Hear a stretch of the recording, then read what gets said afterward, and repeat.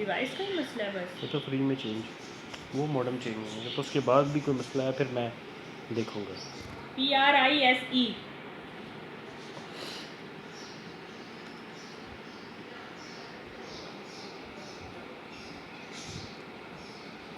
आगे है, अब आप उसी की 1 2 3 4 5 6 7th लाइन पे जाओ।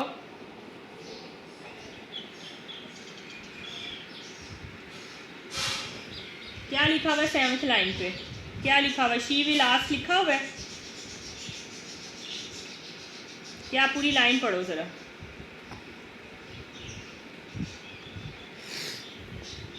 दे के स्पेलिंग क्या लिखे हुए हैं आपने?